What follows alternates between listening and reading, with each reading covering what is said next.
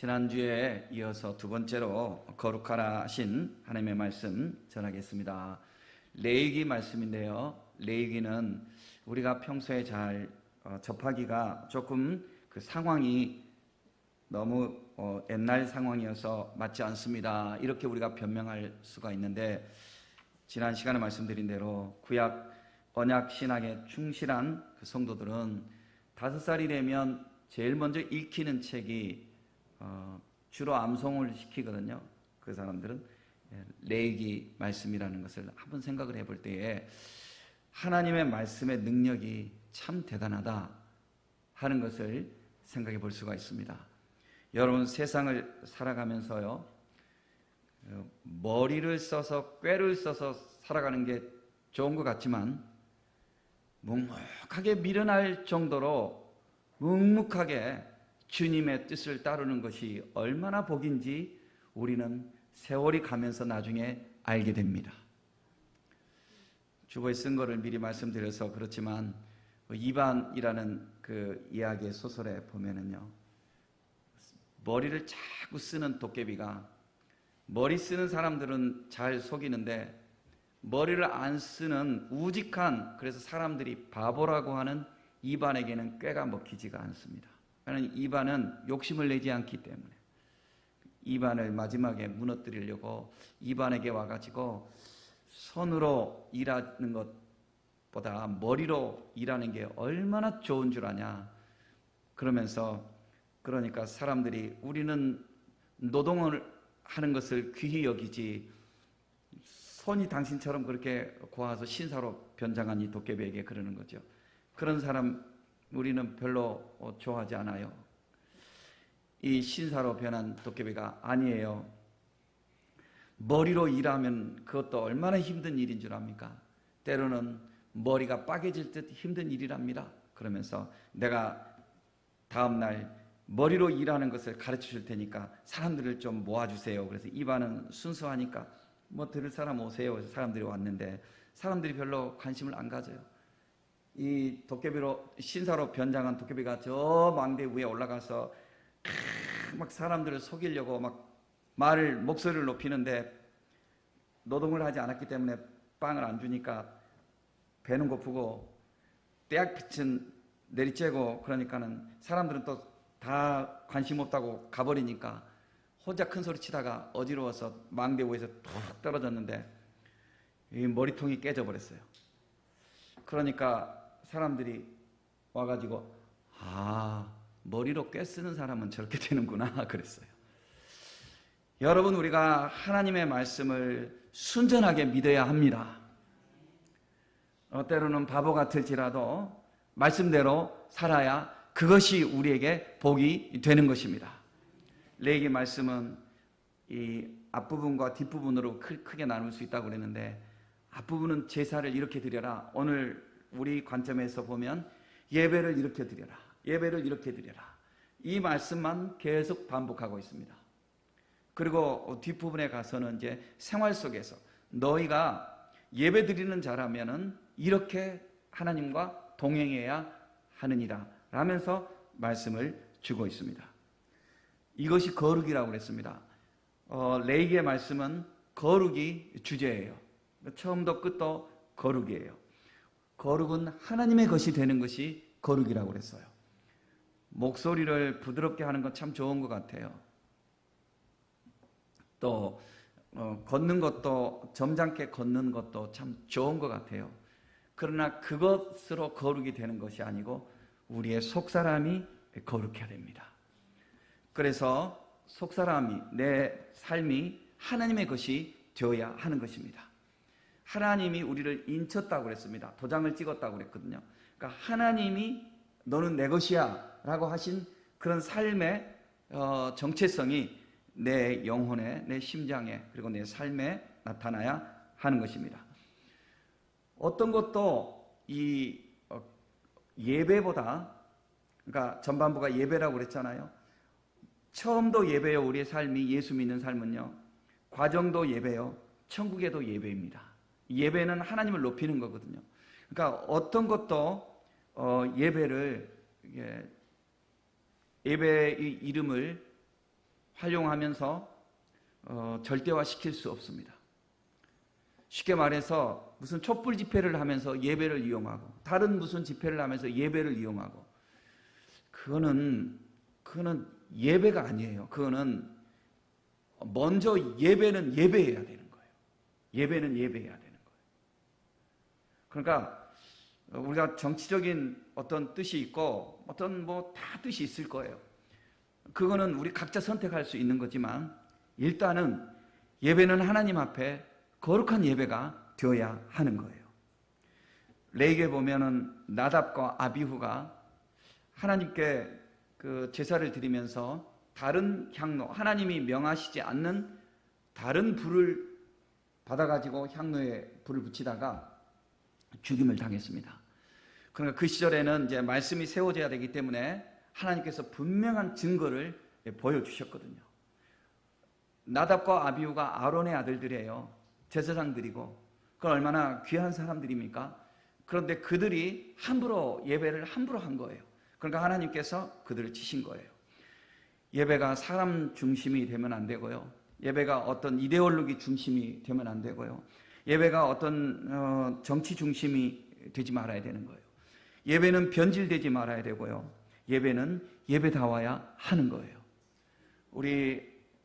우리나라 교회가 70년대, 80년대 중반까지만 해도 자고 일어나면 교회가 많이 생겼다고 그랬습니다. 그리고 이 흐름이 이제 신도시 흐름이 있어서 90년대 초반까지만 해도 신도시는 자고 일어나면 사람들이 막 밀려온다 이렇게 했습니다. 그런데 그 이후로 지금 교회는 굉장히 위기입니다. 전체적으로 볼 때. 교회가 전도가 되지 않고 사람들이 여기서 이리 건너가고 저기서 건너가고 이 주머니에서 저 주머니로 이렇게 막 옮기는 거 그 정도예요. 한 사람 한 사람 전도하는 게 굉장히 힘든 이런 시절. 어떻게 보면 위기라고 이렇게 말을 하게 되었습니다. 지금 이 시절이요.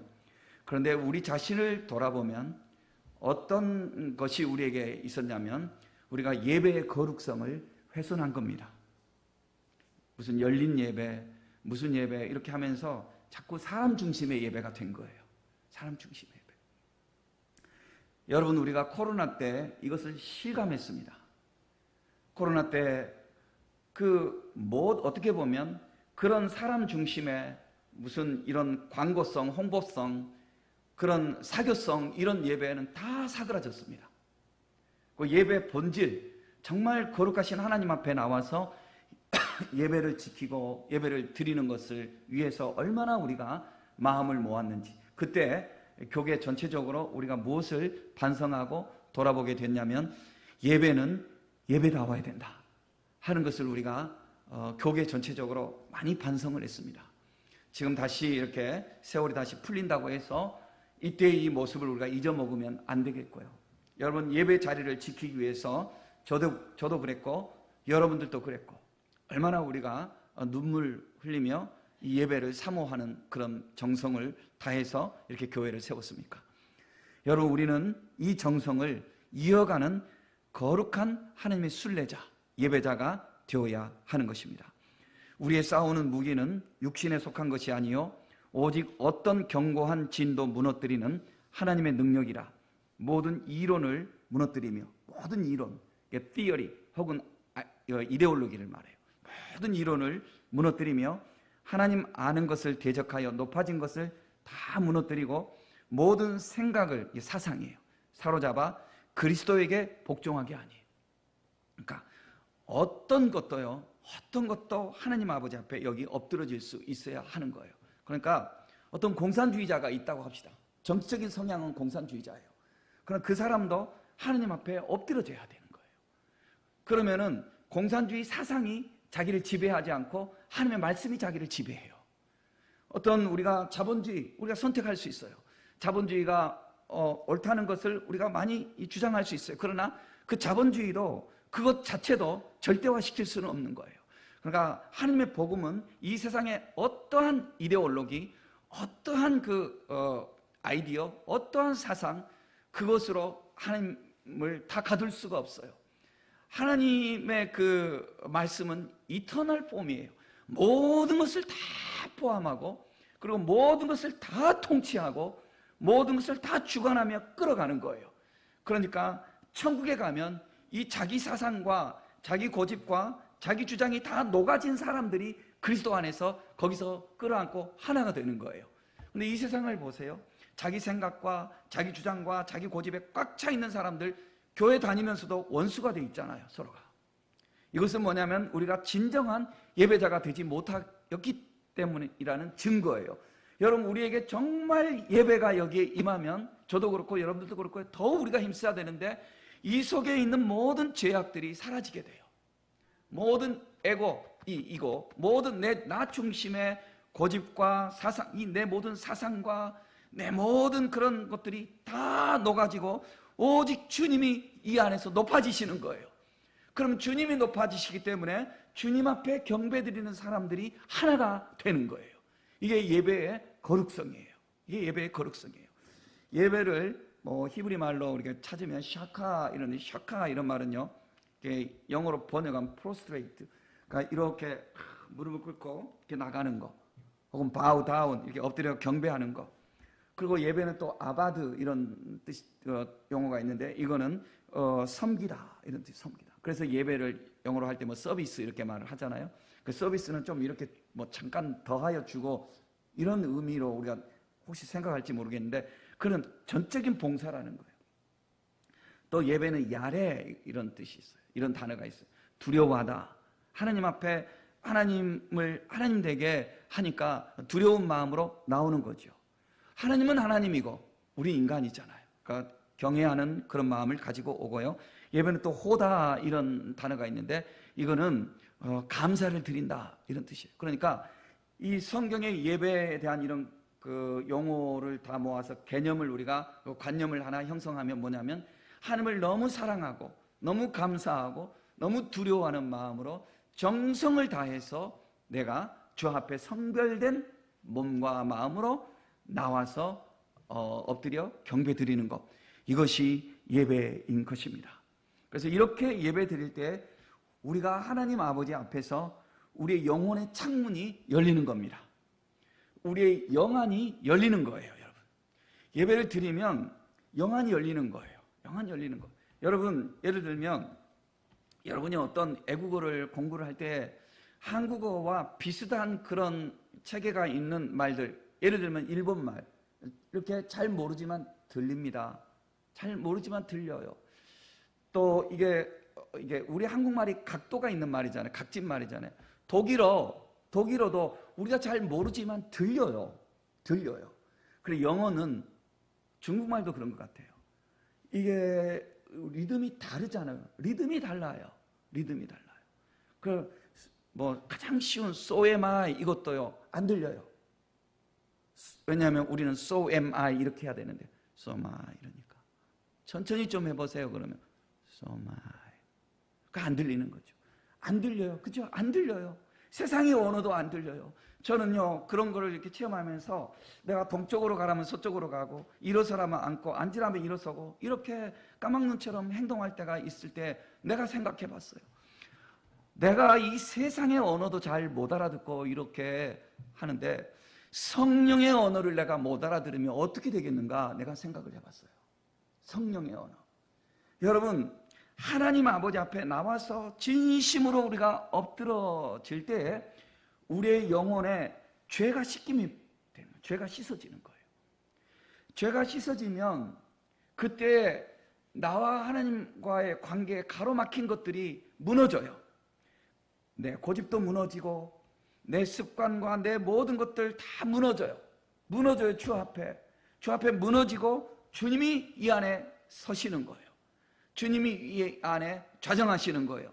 그러면 그때부터 내가 사는 것이 내가 아니고 주님이 내 안에서 사시는 사람이 되는 거예요. 그래서 내가 살아도 주를 위해서 살고 죽어도 주를 위해서 죽나니, 내가 살아도 죽어도 이것이 생과 사가 별개가 아니라 주 안에서 나는 하나예요. 주님과 하나예요. 여러분, 우리가 언젠가 죽을 거잖아요. 죽을 때 살아있는 사람들은 저 사람이 이제 끝났다고 막 이러잖아요. 그런데 그 영혼이, 주 안에서 거듭난 영혼이 어떻게 되는 줄 아세요? 사람들 육신으로는 그가 끝난 것 같지만 그 영혼은 가장 충만한 상태로, 그게 존재의 정지도 아니고요, 존재의 휴지, 그냥 끝나 있다는 거, 휴지도 아니고요, 존재의 소멸도 아니고요, 존재의 충만인 거예요. 존재의 충만의 출발이 되는 거예요.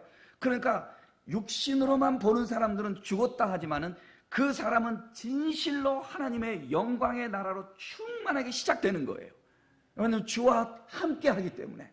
그래서 이런 믿음이 충만하게 오신 사람들은요, 살아도 내가 주 안에서 살고 죽어도 주 안에서 죽나니 살아있으나 죽어있으나 이것이 다 주의 것이로다. 나는 주님과 함께 산다, 영원히 산다, 이런 믿음이 오는 거예요. 그래, 이런 믿음으로 인해서 순교자가 있었고, 교회는 그 밖에 속에서도 그 예배를 지키며, 이것은 무슨 고집을 피우는 그런 정도가 아니에요. 이것은 정말 이런 살아계신 하나님을 체험하는 사람들이 진심을 다해서, 내 영혼을 다해서, 내 생명을 다해서 이 예배를 지킴으로 인하여서 주님이 내 안에서, 주님이 여기에 주님이 계시니까 이렇게 우리가 나아가게 되는 거예요. 그날의 죄와 더러움을 씻는 셈이 다윗의 족속과 예루살렘 주민을 위하여 열리리라 그랬습니다. 우리가 주 앞에 나올 때 우리의 영혼이 열리게 되는 거예요. 죄사함이 씻어지는 거예요. 여러분 생각해 보세요. 어떻게 우리가 어떤 이론으로, 이것이 무슨 주문도 아니고, 우리가 오늘도 기도할 때 우리의 모든 죄를 그리스도의 보혈로 사하여 주옵소서, 이것이 우리의 형식의 말이지만 어떻게 이것이 사해지냐고요. 우리가 말 잘한다고 사해지냐고요. 그죠? 아까 내가 뭐 도깨비 꾀를 써서 머리 써서 삽시다, 그 머리로 그렇게 세가지고 되냐고요. 어떻게 우리가 말 한마디로 아멘 한다고 되냐고요. 아니에요. 여러분, 우리의 영혼이, 여기서부터 여기까지 우리의 영혼이 충만하게 주님의 아버지 앞에 나와서 주님을 경배하고 주님을 경외하고, 그래서 주의 성령이 충만하게 내 안에 임할 때에 내 힘과 내 이론으로 되는 것이 아니라 주님의 영광으로, 주님의 영광이 임하면 이것이 하나님의 은혜로 이루어지게 되는 겁니다. 그래서 여러분, 예배가 열리는 성도가 되기를 주의 이름으로 축복합니다. 우리가 이 예배를 드리기 위해서 주중에도 보면 얼마나 감사한 손길들이 있는지 모릅니다. 이 강단을, 이 예배당을 청소하기 위해서 시간을 내서 와서 청소를 하고, 뭐 일이 없는 분들이 아니에요. 다 자기 일들을 하셔요. 집이 뭐 가깝다고 오는 것도 아니에요. 와서 청소하시고, 또 중간중간에 하시고, 또 일터에서 일하다가 중간에 또 와서 하시고, 또 음식도 마련하시고, 이 꽃도 이렇게 마련하시고, 또 안내하시고 찬양하시고, 다 이렇게 하면서 예배 드리는 거잖아요. 그걸 어떻게 보면 저 혼자 하는 것 같잖아요. 제가 이렇게 하고 이렇게 이 예배 시간에. 그거 아니에요. 그 배후에서 다 이렇게 해서 우리가 이렇게 드려지는 거잖아요.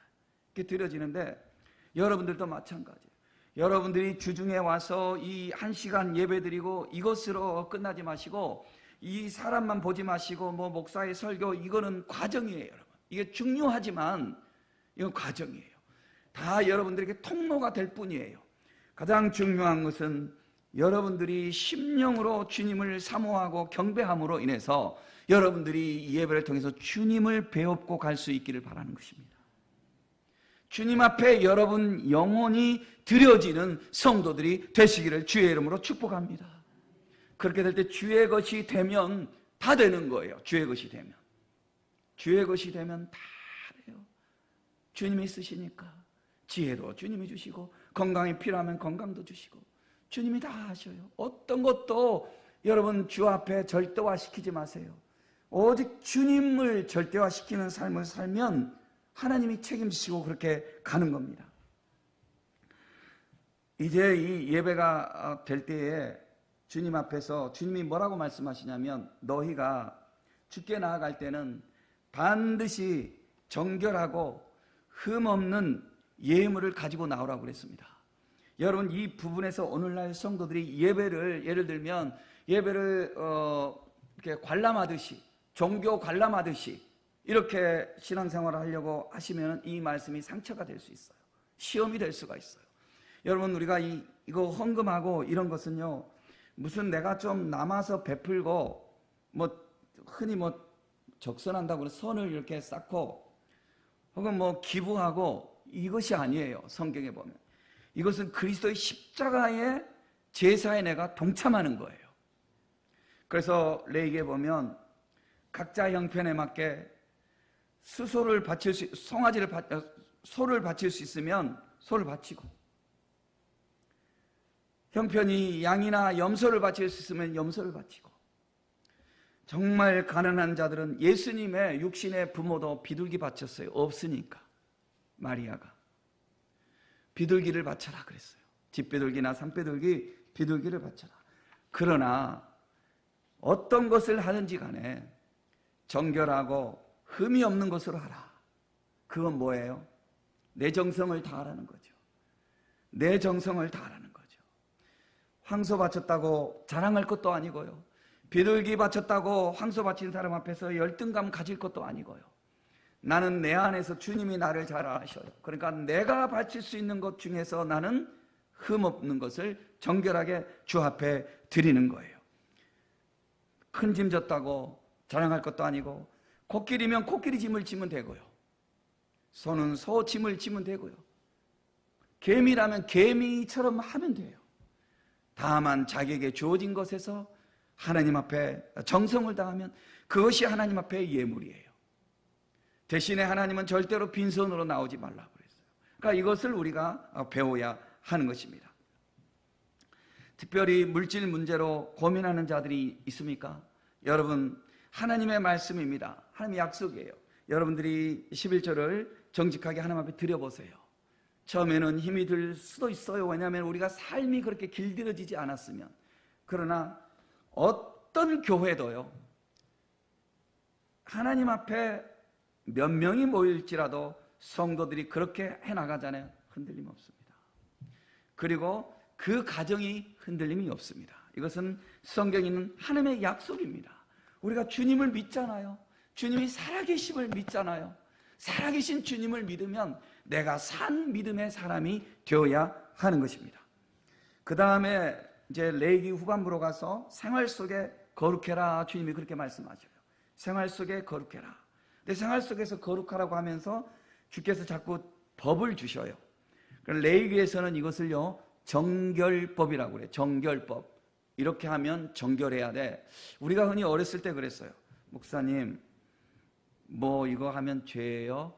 이거 하면 죄예요? 담배 피면 죄예요? 술 마시면 죄예요? 애들은 목사님 욕하면 죄죠. 뭐 이렇게 하고.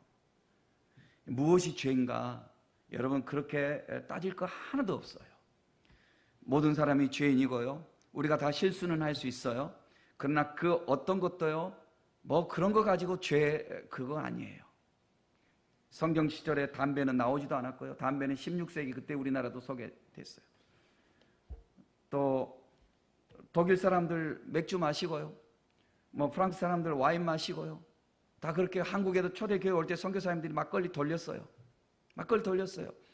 또 쉬는 시간에 담배도 피웠어요. 그런데 나중에 가만히 보니까 교회 와서 술을 너무 많이 마시고 싸움박질하고 막 그러는 거예요. 그러니까 선교사님들이 주초 금지 명령을 내린 거예요. 그래서 그때부터 교회에서는 끄는 거예요. 덕을 위해서. 여러분, 담배를 안 피워야죠. 건강을 위해서. 그렇죠? 여러분, 그렇다고 뭐 우리가 술지정이 되고 이러면 그건 옳지 않죠. 왜냐하면 술이 우리를 죄악으로 실수로 인도하는 통로가 되니까 이런 술에 임박히는 것, 성경에서 술에 임박히지 말라고 그랬으니까 그렇게 해야죠. 마땅히. 그러나 술 한 잔 했다고 죄가 아니고, 술 한 잔 안 했다고 내가 의로운 사람 아니고, 이런 그 아주 유아적인 그런 걸로 우리가 하나님 앞에 하는 거 아니에요. 주님은 무엇이든지 내 삶에서 주의 기쁨이 되지 못하는 것이 있으면 끊어버리라고 그랬어요. 그러니까 여러분들, 만약에 여러분들이 어떤 습관 때문에 그것이 여러분을 거룩하게 하지 못하고 덕스럽게 하지 못하면 끊으셔야 마땅합니다. 그럼 그것이 하나님의 성도다운 것을 가로막기 때문에 그렇습니다. 주님은 마태복음에 보면 네 오른손이 범죄하면 차라리 손을 잘라버려라.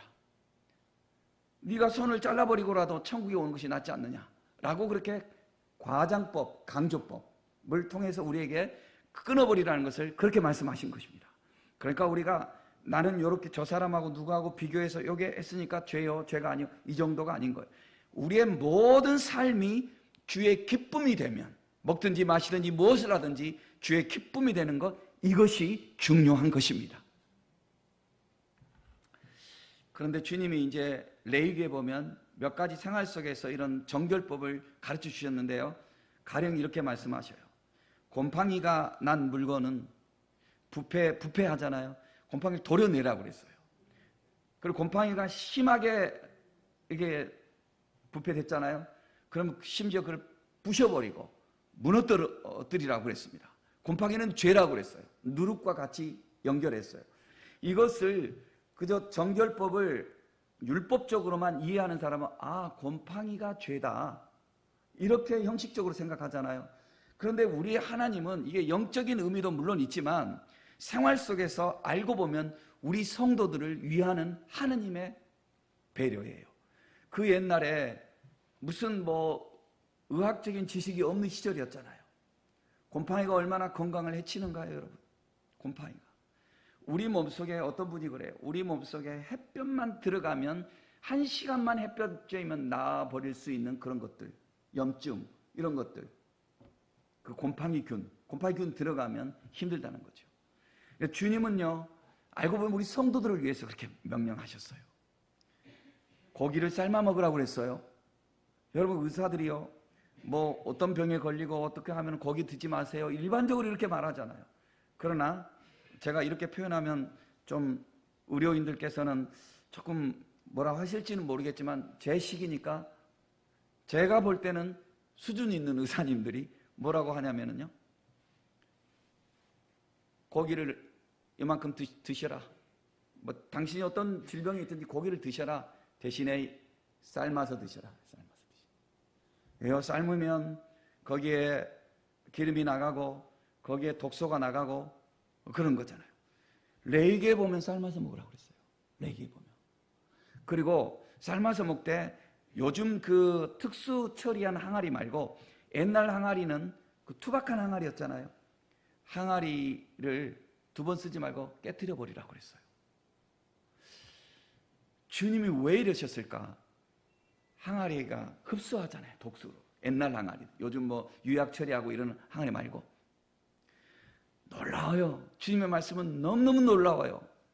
그리고 주님은 시체에 가까이 가거나 시체를 만진 자는요, 격리시키라고 그랬어요, 당분간.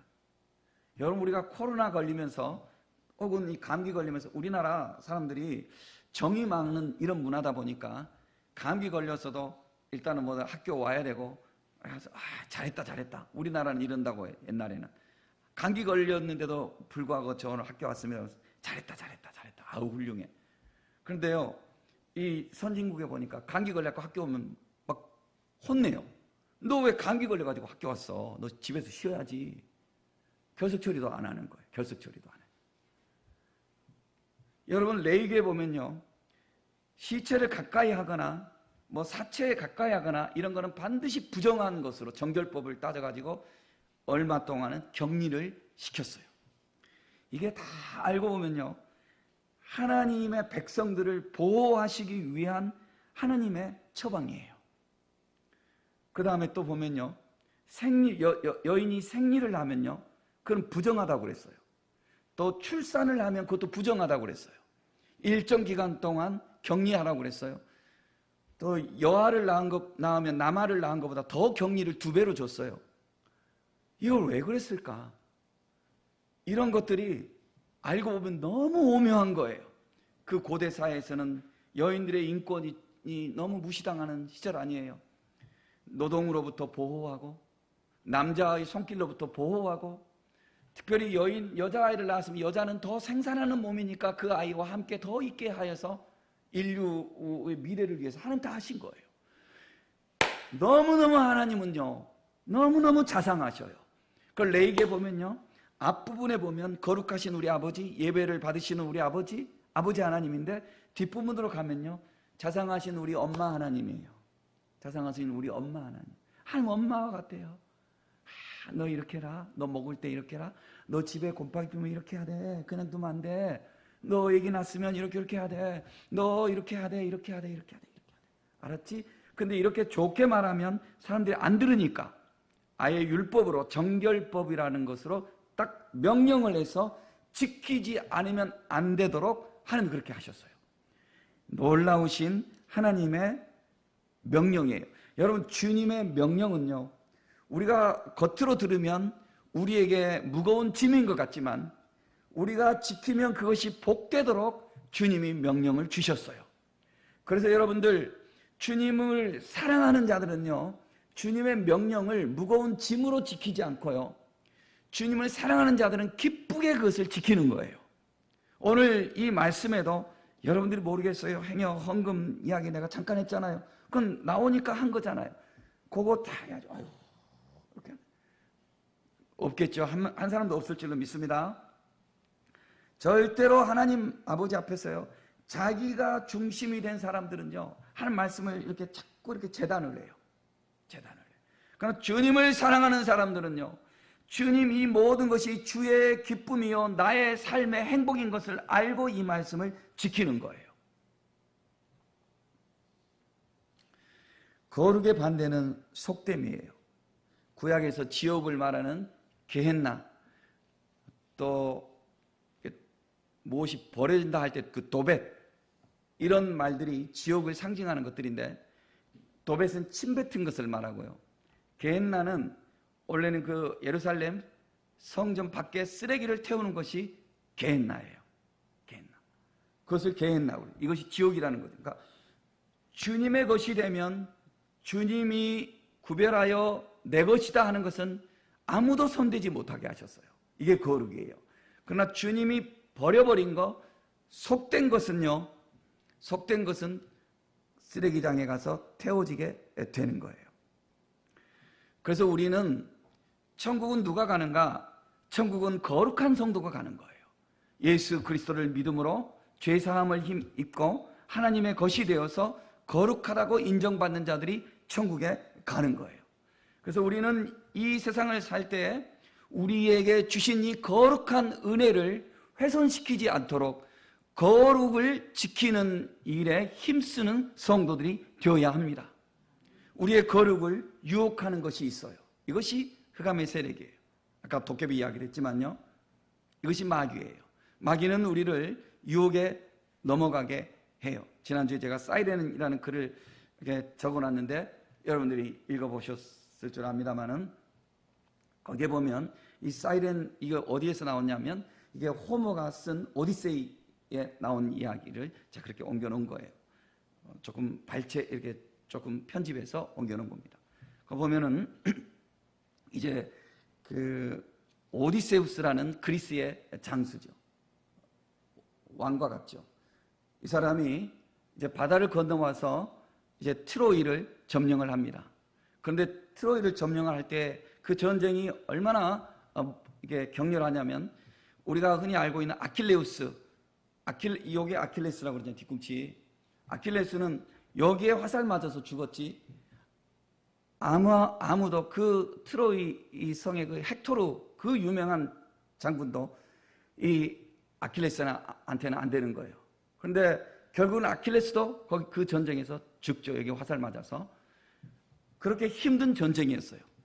도무지 이 트로이를 함락할 수 없었는데, 트로이 안에다가 목마에 사람을 감춰가지고, 군인들을 감춰 트로이 성에 밀어놓고, 그리고 그 목마가 열리면서 이제 트로이 성을 이겼잖아요. 이게 오디세우스예요. 이 오디세우스가 이렇게 그 지략가고 용맹하고 그래가지고 이 트로이 전쟁을 이겨요. 그리고 이 군인들이 이제 금유환영을 하는 거죠. 금유환영을 하고 고향으로 돌아가는데, 그러나 자칫 잘못하면 고향 땅에 승리의 기쁨을 가지고 들어가지 못하고 바다에서 죽임을 당할 수밖에 없는 유혹의 섬에 도착하게 돼요. 이 유혹의 섬이 그 세어른 섬이에요. 세어른 섬. 우리가 이걸 사이렌이라고, 세어른 섬. 이 사이렌 섬에서 이들이 이제 거기에 사이렌이라는 우리에게는 나중에는 이제 마녀지만 실제로 그 섬에서 그 사이렌을 만나는 사람들은 그래서 뿅 가는 거예요. 이 여인이 얼마나 아름다운지. 그래서 사람들이 이 여인을 본 사람 중에서 한 사람도 살아 돌아온 사람이 없으니까 전부 상상 속의 이야기만 전달되는 거예요. 상체는 너무너무 아름다운 여인이요, 밑에는 물고기 같이 생긴 인어다, 어떤 사람은 날개가 달렸다, 뭐 천사와 같다, 별 상상을 이야기를 다 하는데, 일단 그 섬을 가면은 섬에 들어가지 않을 수가 없다는 거예요. 왜냐하면은 섬 근처에 오면 이 사이렌이 노래를 부르기 시작하는데 이 노래가 너무 아름다워서 자기도 모르게 끌려간다는 거예요. 그래서 이 사이렌 소리는 경고소리, 경고소리. 조심해라, 아니면 경고소리. 그 오디세우스가 이야기를 들었잖아요. 그러나 알고 보니까 우리 어디로 가고 있지? 우리가 조금 있으면 사이렌 섬으로 가고 있는 거. 큰일 났네. 그래서 오디세우스가 지도자잖아요. 전부 군인들을 시켜서 명령을 내립니다. 모든 군인들은 귀에다가 밀랍을 이렇게 채워라. 소리가 들리지 않도록. 그 다음에 나는 이 돛대에, 나는 지도를 해야 되니까 눈을 내가 뜨고 보긴 봐야 되고 귀는 들어야 되니까 나는 이 돛대에 묶어라. 그리고 말을 하기를, 내가 뭐라고 몸부림을 치든지 간에 저 섬을 지나서 얼마 동안 가기까지는 절대로 나를 풀어주지 말고 나를 더 꽉 묶어버려라 그랬습니다. 명령을 했습니다. 그런데 사이렌 샘에 가까이 오니까 병사들은 모르고 노를 젓고 있어요. 소리가 안 들리니까. 그런데 음악 소리가 들리는데, 노래 소리가 들리는데 오디세우스가 미치겠는 거예요. 그렇게 자기가 이미 듣고 이미 명령을 했는데도 자기가 그 섬에 가지 않고는 못 견디겠는 거예요. 그래서 막 소리치죠. 나 풀어줘.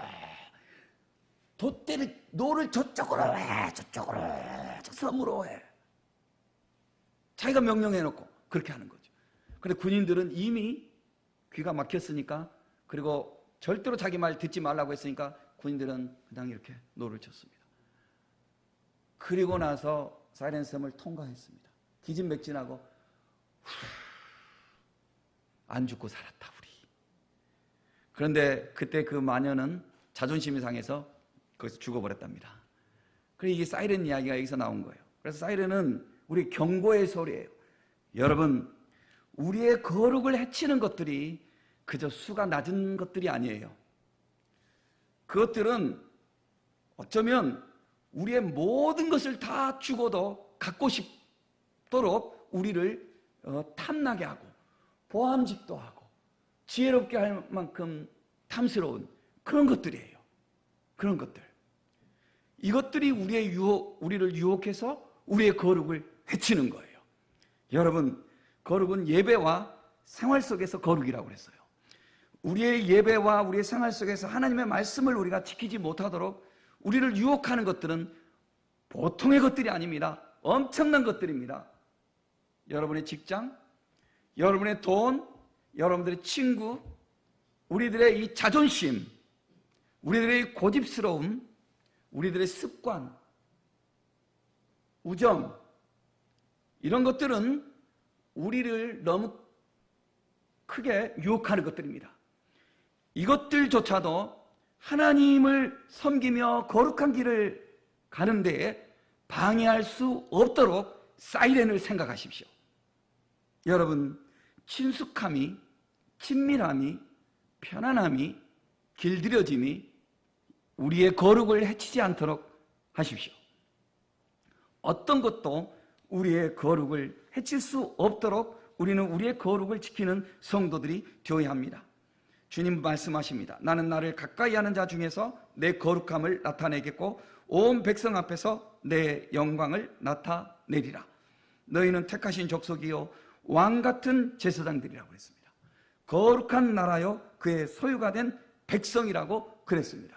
주님이 우리를 불러주시고 예배자 되게 하시고 주님의 말씀을 주셔서 우리가 생활 속에서 그리스도인으로 살아갈 수 있도록 명령 주신 것을 무거운 짐으로 생각하지 않고 나를 이 세상에서 속된 세상에서 속되게 사라지지 않고 거룩한 하나님의 것으로 살아갈 수 있도록 나를 세워주시는 주님의 사랑으로 알고 거룩을 지키는 데에 믿음을 다하여서 거룩한 백성으로 주 앞에 세움받고 끝까지 믿음 생활 승리하는 우리 성도님들 되시기를 예수님의 이름으로 축복합니다.